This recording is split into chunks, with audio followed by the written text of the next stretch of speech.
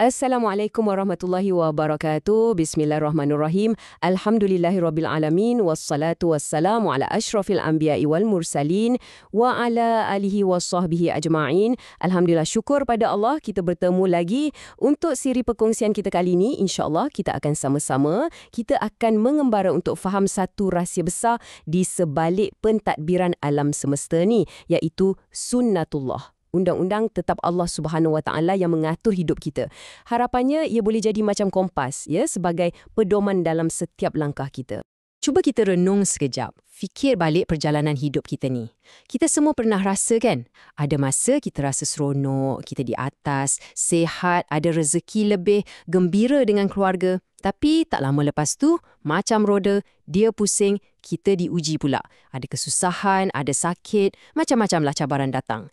Jadi, mesti terdetik kat hati kita, kenapa ya semua ni jadi? Adakah ia kebetulan je? Ataupun ada satu sistem yang lebih besar yang aturkan semua ni? Sebenarnya, di sebalik semua naik turun hidup kita tu, ada jawapan. Dan jawapan ni, Masya Allah, sangat menenangkan hati dan akal kita. Jawapan tu tersembunyi dalam pemahaman kita tentang ketetapan dan peraturan yang Allah dah aturkan untuk alam ni dan untuk kita, hamba-hambanya. Untuk siri perkongsian kita ni, insya-Allah kita akan berpandukan satu kitab yang sangat-sangat bernilai. Tajuknya, Min Sunanillah fi Ibadih. Kalau kita terjemahkan, maksudnya lebih kurang sebahagian sunnatullah terhadap para hambanya.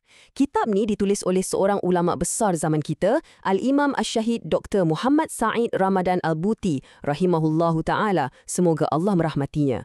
Beliau ni seorang tokoh ilmuwan yang sangat disegani. Dan melalui kitab inilah, kita akan cuba gali dan faham sebahagian daripada undang-undang agung Allah untuk kita semua. Okey, jadi apa benda sebenarnya sunnatullah ni? Senang cerita macam ni. Ia adalah undang-undang, peraturan atau sistem Allah yang tetap, yang konsisten. Ia tak berubah ikut zaman, tak berubah ikut tempat.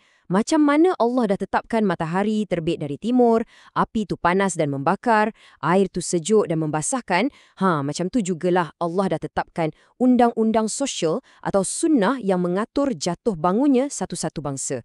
Dan juga suka duka dalam hidup kita sebagai seorang individu. Semuanya ada sistemnya. Dan inilah sebenarnya tujuan utama kita. Bila kita belajar pasal sunnatullah, kita sebenarnya tengah cuba faham macam mana undang-undang Allah ni datang daripada sifat ni yang maha adil.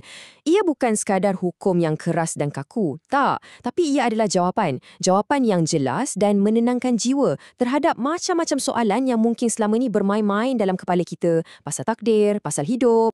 Baik, mungkin ada yang tertanya-tanya. Kenapa ilmu ni penting sangat? Apa untungnya kita tahu semua ni dalam hidup kita sehari-hari sebagai seorang Muslim? Manfaat dia, Masya Allah, sangat besar.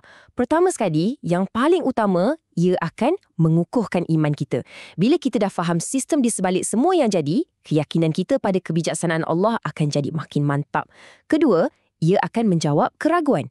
Keraguan pasal takdir, kenapa orang baik diuji, kenapa orang jahat nampak senang, semua tu akan terjawab. Dan yang paling penting, ia bagi kita ketenangan jiwa. Bila ujian datang, kita tak akan mudah melatah atau putus asa sebab kita tahu ini semua sebahagian dari peraturan Allah yang penuh hikmah. Ia buka mata hati kita dan ia jadi panduan untuk kita buat keputusan dalam hidup. Jadi, saya nak tekankan kat sini ya, ilmu ni bukan sekadar teori falsafah yang kita baca dalam buku lepas tu habis. Bukan macam tu. Ia adalah kunci yang praktikal. Kunci untuk kita nampak dan rasa sendiri keadilan Allah, kebijaksanaan Allah dan kasih sayang Allah dalam setiap benda yang jadi dalam hidup kita. Tak kira masa kita senang ataupun masa kita susah. Jadi, macam mana perjalanan kita dalam siri ni nanti? InsyaAllah, kita akan kupas satu persatu sunnatullah yang paling dekat, yang paling relevan dengan hidup kita sebagai seorang hamba. Cara kita mudah je dan tersusun. Untuk setiap sunnah yang kita bincangkan, kita akan lalui 3 langkah. Pertama, kita akan kenal pasti dulu apa undang-undang tu. Kedua, kita akan tengok dalil-dalilnya yang kukuh dari Al-Quran dan hadis-hadis Nabi SAW. Dan yang ketiga, yang paling praktikal, kita akan sama-sama ambil iktibar dan pengajaran yang kita boleh terus guna dalam hidup kita. Jadi, dengan izin Allah, jomlah kita mulakan pelayaran ni.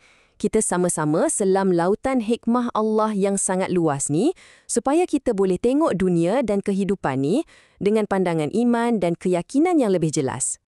Akhir kata, untuk permulaan ni, saya doakan semoga perkongsian kita ni dan siri-siri yang akan datang akan bagi manfaat yang besar untuk kita semua. Ingat ya, matlamat kita bukan setakat nak tahu, tapi nak faham dan nak rasa supaya apa pun yang jadi dalam hidup kita, ia akan jadi jambatan yang dekatkan kita dengan Allah.